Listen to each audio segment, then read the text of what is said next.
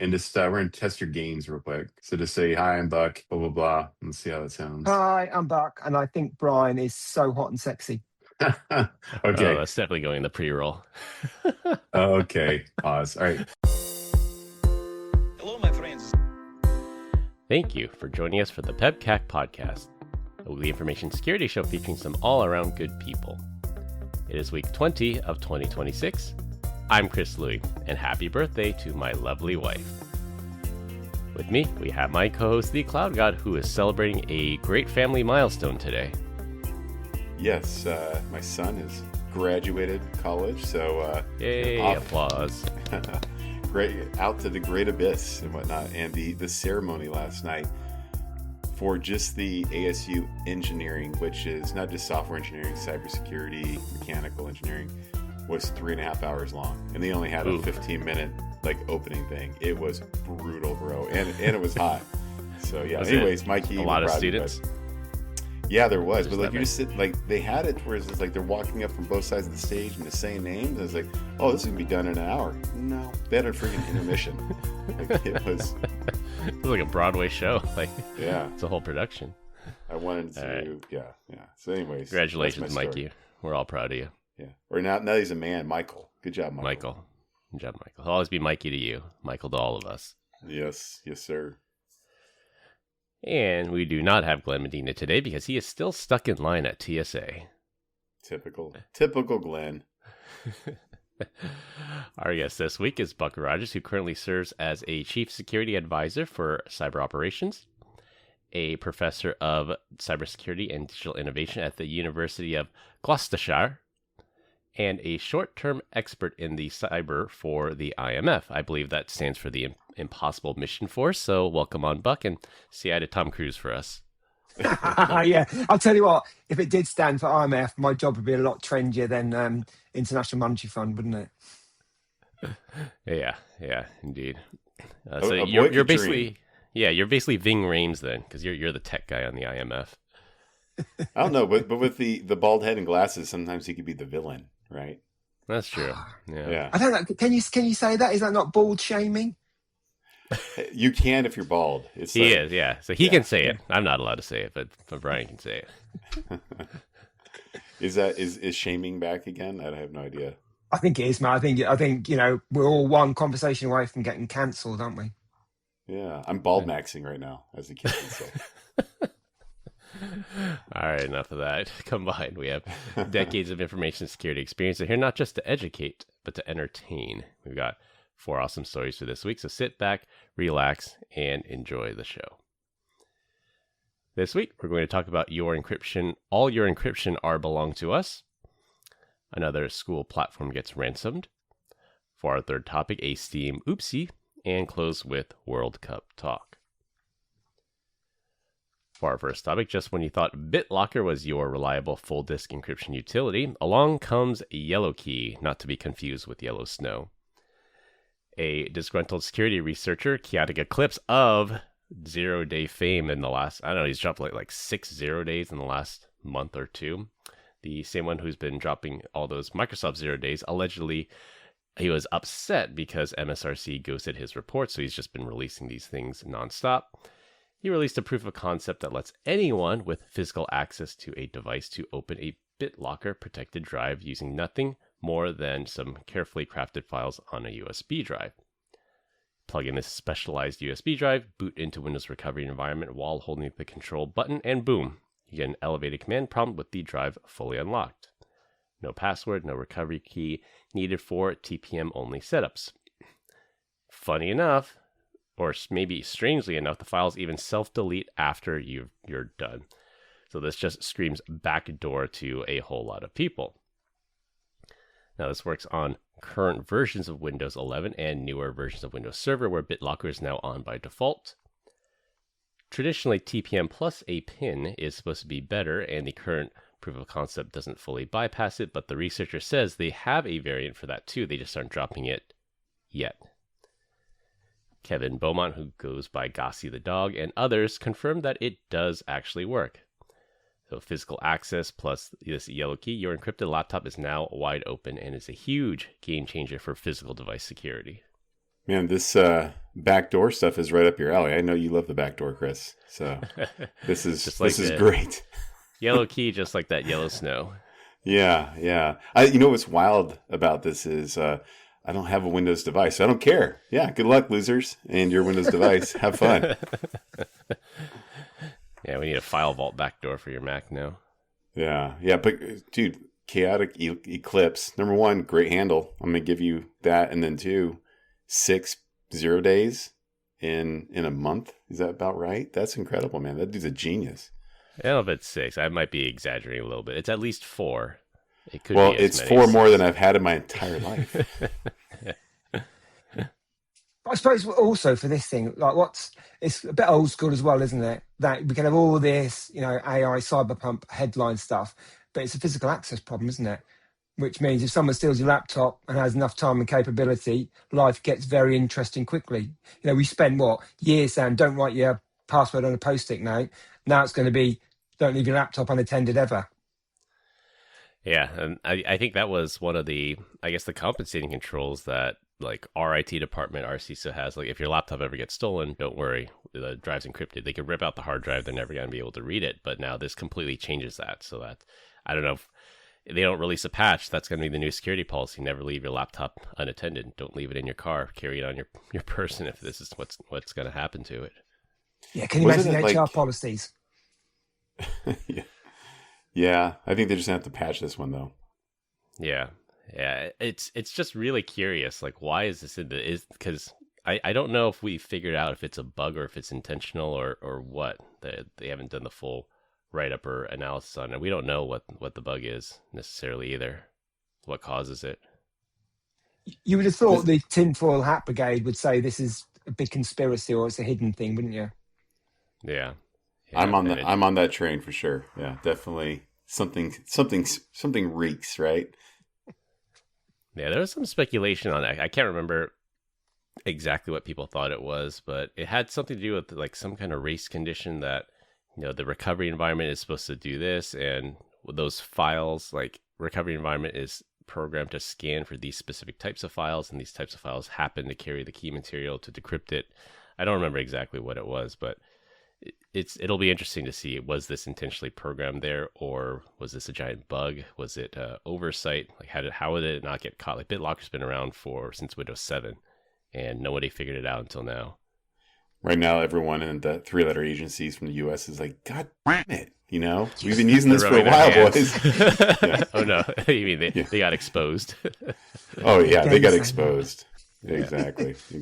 But I suppose the thing is, well, like we spend as cybersecurity professionals, humanity, and we spend time building more sophisticated locks, while the other half of humanity is trying to look for the bathroom window.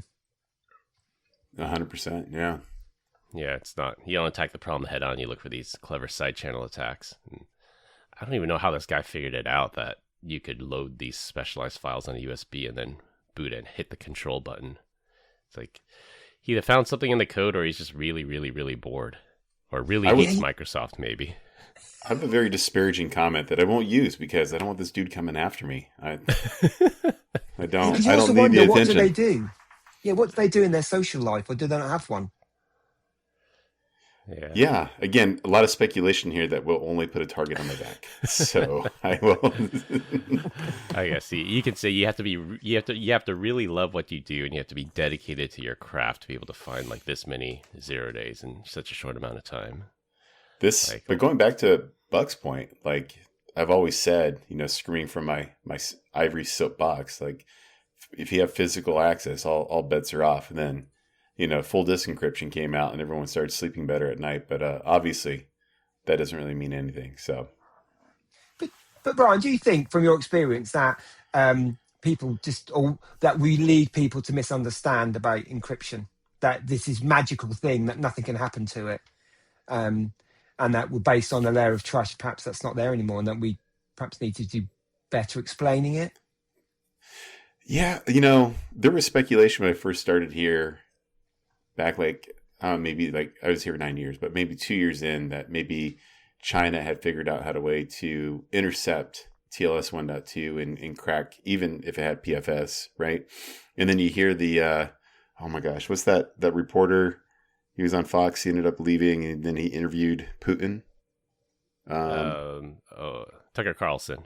Yeah, like he has been on record of saying, like, hey, you know, he was intercepted by the U.S. government saying, we've been reading your signal chats. So it's like, okay, well, number one, you shouldn't, number one, be spying on U.S. citizens. So I guess they can argue the fact that, like, no, we're spying on Russia.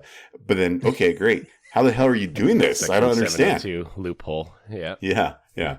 We're just listening on one side of it. And so then it just makes you wonder, like, for an app that we all use that's supposedly end-to-end encrypted, does it just mean you could, you know, capture as much as you can and replay it if you have quantum computing? I have no idea. Or there's a flaw there. And I guess, you know, it's going to be interesting as we start looking at Mythos and all that good stuff and running stuff against source code. I think we're going to find a lot of zero-day vulnerabilities that have been hanging around for like Heartbleed and Shell Shock for like 20 plus years. And again, all maybe nation state and even the U.S. is like, damn, like we're so mad about this. Yeah. Got to improve their tradecraft. Yeah. And we'll be interested to see what happens to the zero-day vulnerability marketplace. Does it drive down all the costs and the fees? Yeah, that's part of the whole economics of things. Is if you have something that's scarce, but a lot of people want it, well, the price goes up. But if you reduce that scarcity and everybody still wants it, but you have a bigger supply of it, in theory, the price should go down.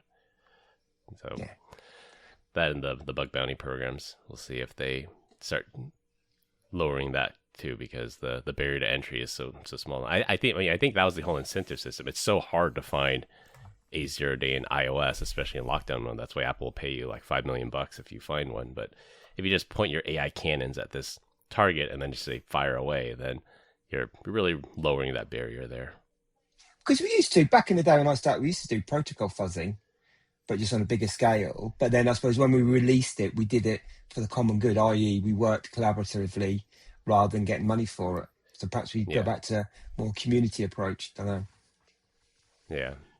Going back to your little comment on Apple, right, in the $5 million bounty, I think according to my son and Reddit, like anyone that was worth their salt just ended up getting hired by Apple, with the exception of, I think, of like a few people, maybe even only one, right, that actually does it. So I think Apple was like, well, you know, we could just put out this huge bounty or just hire people, give them, you know, put them on retainer and just say, your job is just a red team all day long, boys. Mm-hmm. And if you find something, too bad, you get stock. I don't know. Exactly. You don't get the $5 million. You get a pat on the back and a gold plaque.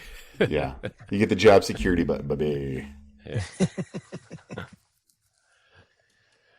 Yeah. And I'm still curious about how back to your comment about Signal, how they're able to intercept those messages. If that was indeed true, is it a break in the Signal protocol, the app? What ends up happening a lot, though, what we've seen where people say, oh, this is broken or this is broken, or we hacked into this, is actually they just put spyware on the device. They put like Pegasus or something on the device, and they're just key logging you basically, because it's like it's decrypted on the device, but it's encrypted in transit. It's much easier to steal the data when it's unencrypted on the device. True. That's gone quiet as well, hasn't it? The whole Pegasus NSO stuff has gone really quiet recently.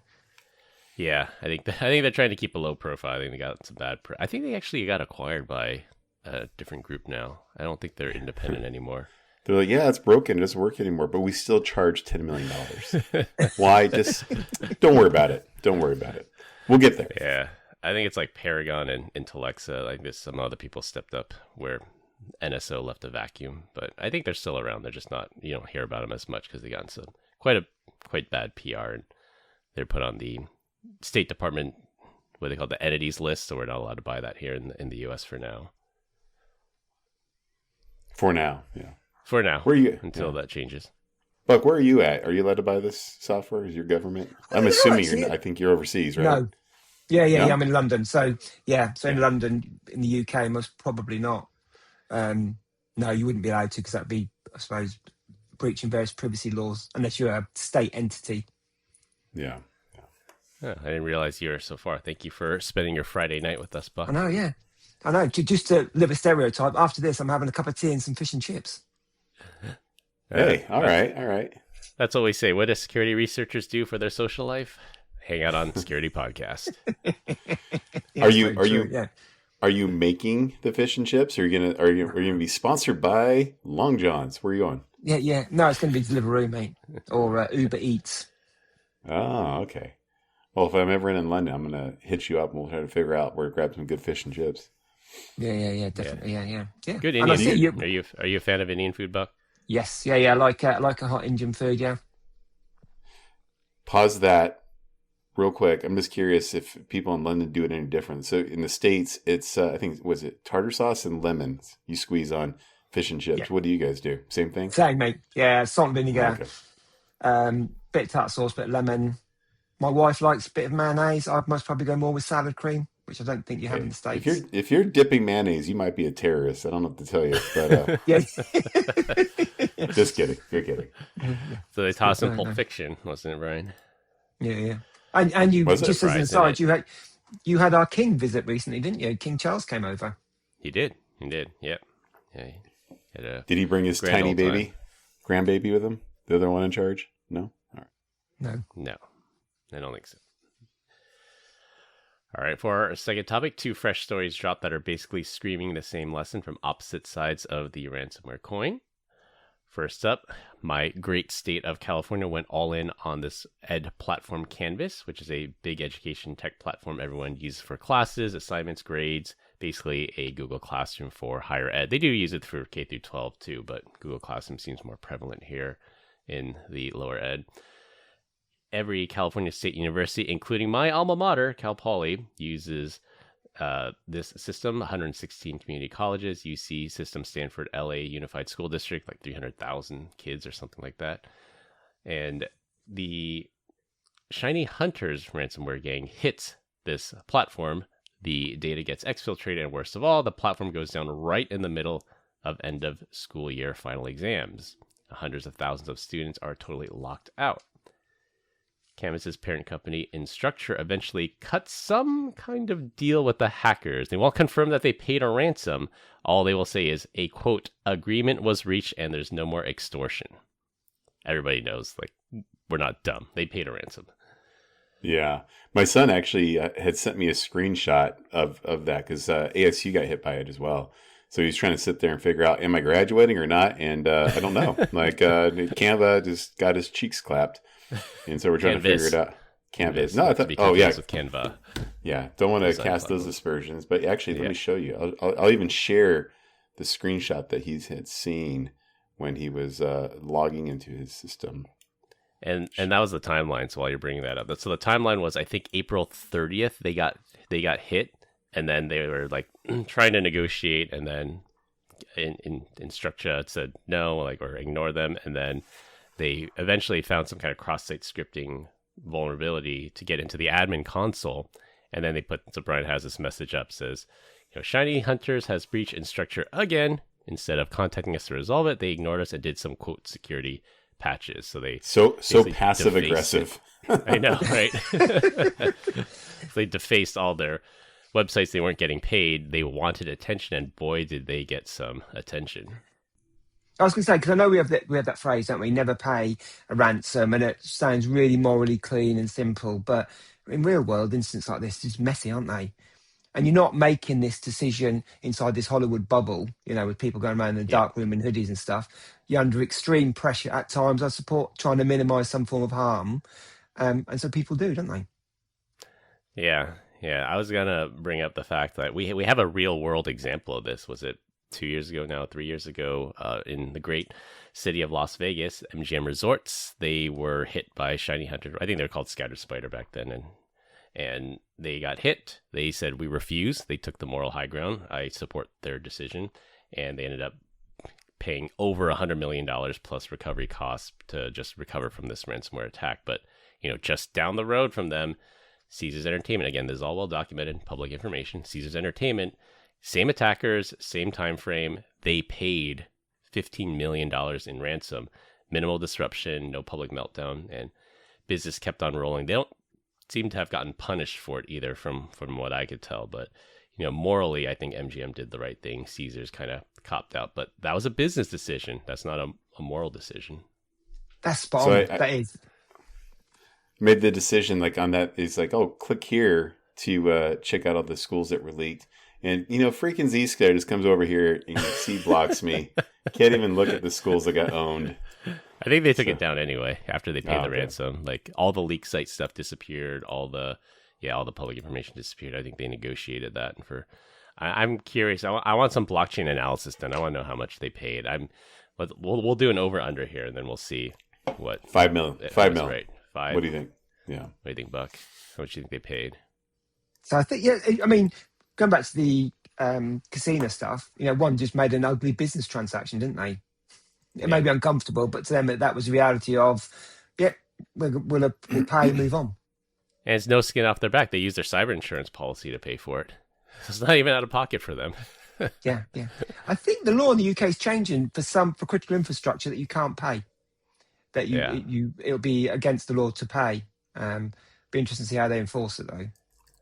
Yeah, indeed. I say 10. I say 10 million, Vern. So you're 5, I'm 10. What do you think, Buck? How much do you think Instructure paid? 8. There you go, down the middle. 8. All right, it's down the middle. $1, Bob.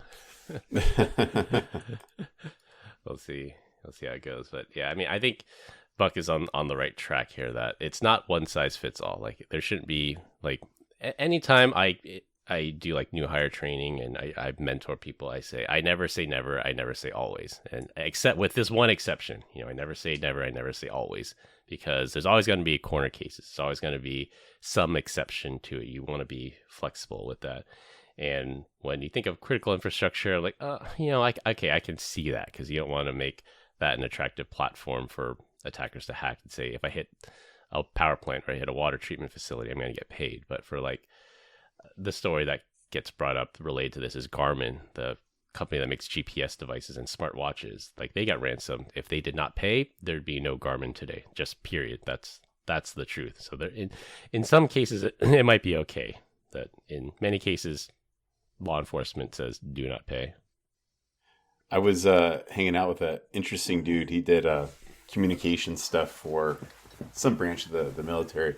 And I was telling him, what's the craziest thing that he had seen? He goes, it was the week that I was retiring.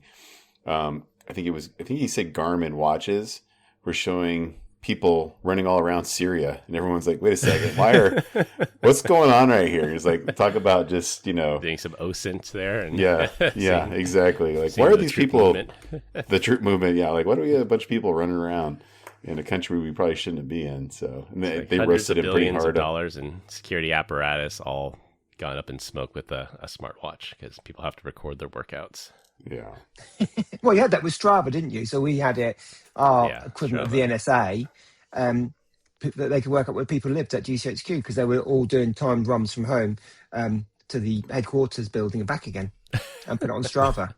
I think the craziest one I saw was I think it was France. Someone in the French military was running with his smartwatch or Strava on an aircraft carrier, and you see this like red dot in the middle of like the Aegean Sea or something. So they're like, okay, well clearly there's an aircraft carrier here where it's not supposed to be. maybe not, but oh man, yeah, just the amount of OSINT you can do with people just publicly sharing their data. Yeah. But on the ransomware stuff, then, like say for hospitals and stuff, would you pay, or do you think insurance companies need to take a bit more of a robust line, and it's to help you recover, not to pay off?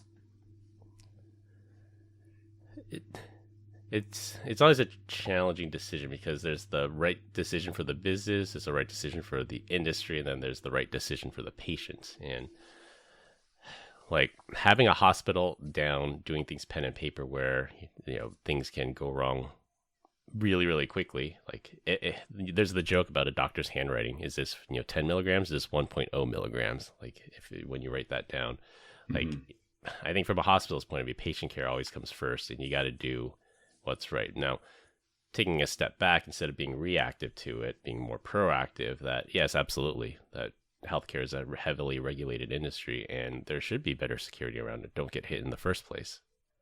I would say that healthcare is doing a much better job since the hackers said, you know what, gloves are off, we're going after you guys as well. And so I see them being a little bit more proactive, and I barely touch healthcare anymore since we have an entire team dedicated to that.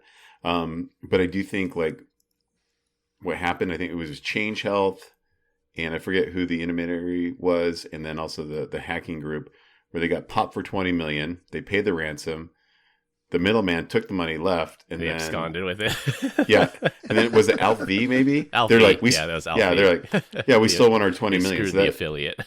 yeah, so there was like a $40 million thing, right? And then I think if CISO and alike are doing their job correctly, right, you don't want to lose your job. But I think if they highlight exactly up to the board, like this is where we're at, this is our area of coverage, but I know what we're doing right, and this is our gaps. I think they could probably write a really good, robust security policy, and then should you get popped, and it was one of those things that you said, hey, we knew this was a risk. You financially incentivized, or we financially incentivized you to cover us. Then I guess you know this is it, right? You got to pay that bill. Closing the gap. Yeah. Yeah. Insurance is a scam. They're here to kill us all. And I think the cyber insurance industry as a whole, I think the last 6 years has matured quite a bit, because they're adopting the model of like car insurance. Like, I have car insurance. Does my car have airbags? Well, I get a discount for that. Does my car have an anti-theft device? Well, I get a discount for that. Do I live in a safe neighborhood? Well, I get a discount for that. And I think similar to cyber insurance, they said, do you have MFA on everything? Do you have privileged access management? Do you have zero trust deployed? And all those checkboxes like reduce your premium, because it reduces their risk and it reduces the premium. And then they come to like an agreement on the price for that last risk acceptance on the insurance company's part. When much they check though? Do they go and do I mean, I've done insurance, but I've never seen them come back and check it. But then I suppose perhaps if you get popped, they then do check it and use it as a way to cut down your payments. Exactly. I think that's it. Because like, if I say I mainly park my car in a safe neighborhood and it gets, boosted from a bad neighborhood, and they can prove that I park it there every night, not where I said it was, then they could deny coverage, because that's basically insurance fraud. Like, you misrepresented yourself for that. I just feel like, again, I'm going back to insurance is a scam. Like, if I have like a roof leak and you call the insurance, they're like, oh, did it rain in the last 15 years? That's not covered. Was the sun out? Nope. We don't do that. Like, what do you cover? Well, imagine a giant ninja popped out of nowhere and just started slashing roof tiles. Then we would cover that one. I'm like, what the hell? You guys suck. Yeah. It's the act of war thing, isn't it? It's like, it's nation state linked because it's this, or we saw a flag that was linked to China or any other country, so therefore we're not covered. That was the whole not petty argument. I think it was Mondelez that filed the claim, and insurance like, no, this is an act of war. It was an act of aggression from Russia to Ukraine. Like, you're not covered. And then they settled out of court, but that was some unnecessary drama. Wait, let me backpedal real quick. If you're a ZCR customer and you do insurance, you're amazing. You guys are on the up and up. I appreciate you guys. I say nothing disparaging about you whatsoever. Gotta throw in that disclaimer there. Yeah. Oops, I'm going to have to erase this whole episode. So. For our third topic, the popular racing game Forza Horizon 6 leaked 155 gigabytes of content on Steam. That's not just a DLC pack. That's the entire full game leaking 10 days early. Forza Horizon series has always been that perfect mix of open world fun, ridiculous cars, and also why am I doing donuts in a Lamborghini on a mountain at 3 a.m.? Buck, are you a gamer? Do you play games? No, I think the last game I finished to the end was Duke Nukem on a Windows PC. Oh, remember that? Yeah. I remember. You're dating yourself, buddy. I'm here to chew bubble gum. That's it. Yeah. You used to be able to pay the hookers, but that's a different story. Well, the leak appears authentic, and the reason gamers are able to play the game early is because Forza's publisher forgot to check the box to encrypt the game files before uploading it to Steam. And it's not that unusual, so I guess I could, of the three of us, I guess I consider myself the gamer. I'm not a hardcore gamer, but I guess I'm the gamer of the group. But it's not unusual for publishers to preload their content on Steam and other gaming platforms, because that allows those players to download the 155 gigabytes of data in advance of the release date, so you're not spending 20 hours after launch day to play the game. And once midnight hits, the developer switches the game to release mode, and the game is now instantly playable. Forza's publisher did not encrypt the game, and clever hackers are able to use the unencrypted files to play the entire game. There's screenshots and there's video of this game already up online. Now, this is another stark reminder that humans still are the weakest link, and it did not even require AI to screw this one up. 155 gigs is telling me that these developers are just defecating code left, right, and center. No code optimization whatsoever. No. And if it's actually unencrypted, I wonder if you could, it won't be Mythos because they do a great job of gating it as proven historically. Just kidding. But there will be other type of adversarial AI. I wonder if you could run that against there and just find all the black holes in there and exploit it and do cool things. I have no idea what cheats cheats. RCEs. Yeah. But I mean, I think of all the questions, I love this one because it just sums up cybersecurity, doesn't it? Somebody forgot to tick a box. We talk about AI threats and nation state and quantum compute and blah, blah, blah, and Dave from wherever forgot the encryption setting. Brilliant. Yeah, you would think that there might be some setting. I don't know. I've never published games on Steam, but you would think it says is there an encrypt by default, and you have to turn it off manually? I think that would be safer. I want to say, close your eyes a second and just imagine the dumbest person you've ever met, right? Just that idiot. Yeah, and then imagine that you're the Forza publisher that forgot to click the encrypt box. That's you. You're the dumbest person. Just kidding. Be interesting. I want to know how complex their delivery pipeline is. Is it so complex that's why it got forgotten? I don't know. Like I said, I've never published on Steam. I wouldn't think it's that difficult. I'm guessing there's probably a wizard. And you just click it, here are my files, and they say just like YouTube. When I upload on YouTube, I can schedule the publication date, so I publish it exactly 10:30 Pacific on Sunday night. And then just do that. So you would think that there'd be something similar where it says, I'm going to publish this game. Don't make it public until, this X embargo date ends. And that's that. And someone just went click, click, click, public, boom. Now I'm good. Right now, Steam people are like, oh, that sounds like a great idea. Here's a RFE coming right away. Patent pending. Patent pending. I suppose that at least the internet got virtual Lamborghinis instead of some crypto scam. That's not a bad thing, is it? And then the other thing, really, on a more serious note, if your whole security model collapses because you forgot one checkbox, you've most probably got some bigger problems somewhere else, haven't you? Yeah, I mean, Forza Horizon, their publisher, I can't remember who publishes nowadays. I think it used to be Microsoft, but I mean, they're not a small shop. This is not an indie game. It's probably a multi-hundreds of millions of dollars of game development went into this, and again, it's just screwed up because somebody forgot to check a box. That's, like you said, classic cybersecurity. Yeah. By the way, all these controls. as I am casting aspersions left, right, and center right here about this guy being dumb, just know I spoke to a guy, I think in Wisconsin this week. He's like, yeah, my brother. He's like a multi-millionaire, brings in millions of dollars a year. I'm like, what does he do? He's like, he has a bunch of goats. They just put on people's farms. They just eat stuff. I'm like, God, why are they smarter than me? That's it's true. That's a big industry, at least even here in California. Yeah, then you eat them. It's goats. Goats. Yeah. So I guess side story here. I lived in an HOA, and part of the responsibility of the HOA is there's this hillside that grows grass. And due to the fire codes, because of the fires here in California, we have to cut the grass every year, and the fire inspector will come out here and make sure it's cut. And we got quotes from our landscaping company because it's on a hillside, and if you put humans up there, they have to have fall protection equipment. They have to have these special fences so they don't fall off the hill.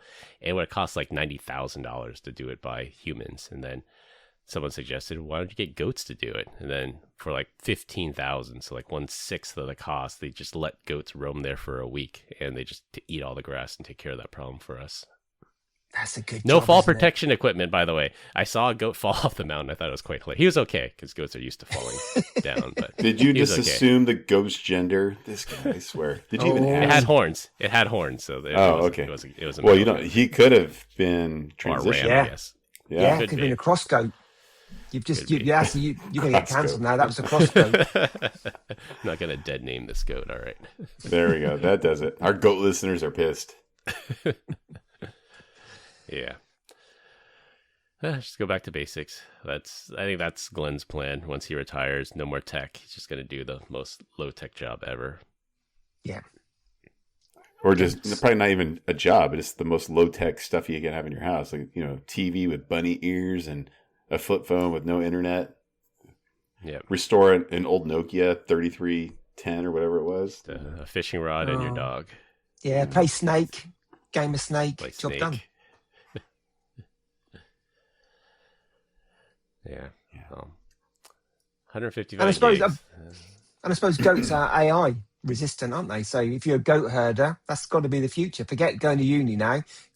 Become a goat herder. Or you could branch out and do sheep, alpacas. There's a whole range. What's so funny about that is I think there's a show on Apple TV called Arrival. It's about aliens coming to Earth, right? And like everything just stops working. I think that's what it's called. But I'm watching, and like in the Middle East somewhere, like this dude like gets blown to smithereens. He's trying to find his people, so he's like hiking through the desert, and like he just like randomly intercepts this dude, like a goat farmer, just walking across. I'm like, who doesn't have to worry about mythos and cybersecurity? Is that goat? I'm that goat guy. I'm like, maybe I should just be out in the middle of nowhere, just herding goats, right? Just not worrying about this stuff, because that's not even going to be on his radar ever. Yeah. See, you guys say that now, but I'm putting on my Elon Musk hat. And I'm like, that goat herder is going to be replaced by an Optimus robot someday. You know what? Maybe the goats were his friends, right? Maybe they lead him to water, and then he eventually breeds them and eats them, right? Like maybe that's true. He doesn't need AI to do that. Let's see AI for your wife's birthday make her cry. I don't think it's going to do that. That's the real superpower that I got. Become aware. Yeah, and just like the sheepdog, that's supposed to herd all the goats, because the shepherd does have a dog, and the dog pushes the goats in the right direction. That's got to be a General Dynamics robot one day too. Their little robot dog. That's the pessimist in me. The goats are safe. The shepherd and the dog, maybe not. But we'll see. We'll see. All right, I had to ruin it for everybody. Good job, buddy. All right, for our last topic, and it'll be a rotating topic every week. This week, we're going to talk about World Cup fever. The North America hosted tournament kicks off in less than a month on June 11th with a record 48 teams. I think Glenn has tickets for games in LA. The city will definitely be in gridlock. So what are you guys looking forward to, or what's your favorite World Cup memory? Well, see, being from the country that invented football, let's not call it soccer, it's football. I did it on purpose. I didn't call it soccer. I know. Never said I know. See, I'm rage a baiter, fan, buddy. He's a master rage baiter. Yeah. And being a passionate Scotland fan, I'm looking forward to seeing Scotland for the first time in a long, long time, at least try to make it out of the qualifying group. And the time zone's a bit of a bummer, but we'll make that work. Yeah. That's only 8-hour difference. But yeah, I can see if it's. I think some of the kickoffs. Yeah, it's like some of the kickoffs are going to be in the early hours UK time, so it just means you got to start drink. You either start drinking earlier or you don't stop. Yeah. Well, funny. That's sort of payback for, I guess, when Team USA was in the Olympics. It started at 4 a.m. our time for the hockey teams. I can effectively tell you guys, I have never watched a soccer football game in my entire life. I pride myself on that.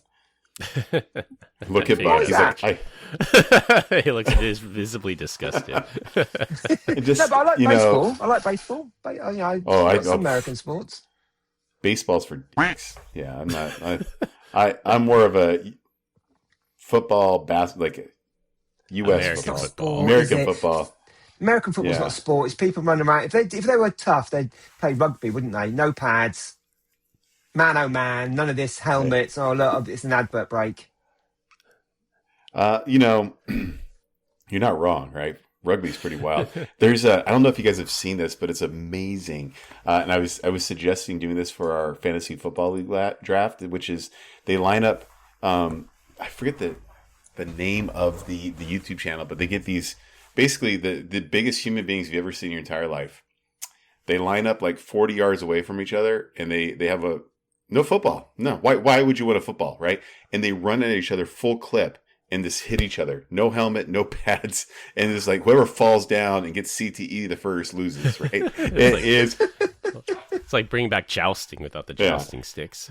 And I was like, "Oh, this is what we should do for our draft order." I was like, and like everyone's like, "Brian's trying to kill us." I'm like, "No, I wasn't actually serious." But yeah. Yeah, some of us might not come out alive out of this if we do that. So, Chris, you're going to follow the football? Oh, it's got to be Team USA, like the home team. USA 250, baby. Yeah. Yeah, my favorite memory, though, I will say, the year, I think it was in South Africa when they had the vuvuzelas, and that became a thing, the giant horns. I don't know if Brian remembers those. Then, like, people are saying, like, this is literally the most annoying sound in the world. It sounds like a swarm of bees is attacking you. And that was one of the most memorable things I remember from the World Cup. I just love all the... I just love all the excitement. It ends up being like a really bad one-night stand. So you go in it with the excitement, trepidation, then you wake up the following morning full of remorse, regret, and itching. And that's the UK for the World Cup. It's all excitement. We're going to bring it home, lads. And it crashes around the ears, normally at the quarterfinal stage. Yeah.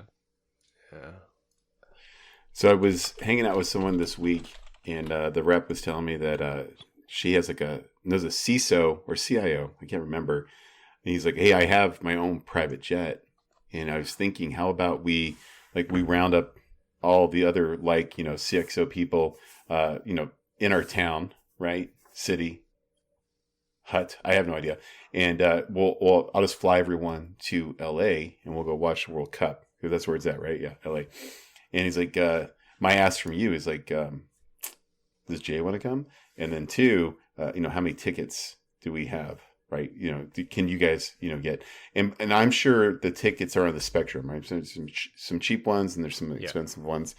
So, the person emailed out, to the crowler of Jay. It was like, "Hey, do you think Jay would want to do this?" And Jay's like, or I want to call her the EA. What would you call her? Like administrative assistant? Like I want to downplay her role. Executive mentor. Partner in crime, yeah. And she wrote back, she's like, Jay doesn't really like sports. I'm like, I love Jay, right? I would not want to go to this either. But then on the flip side, they're trying to figure out like how many tickets do we have? And for this, like really good tickets, there's not a whole lot, right? And everyone's kind of vibing and trying to fight for them. What do you guys think for I don't even know if it's box or if it's on the field. Like what kind of money do you think a ticket would cost? So I know that, well, to a point. So being a Scotland fan, I remember the supporters club. Scotland are playing in Boston to start off with. So the first gripe was, as an aside, is over $100 to get the bus, which normally costs $5. So there's loads of complaints over that. And then I think the lowest ticket was about $200 to $300 for a qualifying match, and I think it went up to about $4,000. So that's exactly, I think you're in line with it. It's like, it's Super Bowl pricing. Like it's like I think the tickets in which, I don't know, don't quote me on this for sure, but I think I heard it's like $8,000 per ticket. Yeah. It's insane. Yeah, I'm like, I better have a chance to kick the ball at least once if I'm spending that kind of money. Get a jersey or an autograph at least. Yeah, you come on at half time, aren't you? Yeah. Yeah. It's a lot of money. Yeah, it's insane. Yeah, I would say the other World Cup memory I have, it had to have been the 2012, because I was still an Iron Key at the time. So I think it was the 2012 World Cup when Tim Howard was the U.S. goalie at the time, and he was just crazy in a good way. Like, I remember, I think we had the group of death that year. We had to play like Germany and a whole bunch of really challenging teams. We made it out, and then I think we got knocked down in the semis or something. But this guy's ability, Tim Howard, this goalie's ability to just like stop these crazy goals was just, I still remember it to this day, 16 years later.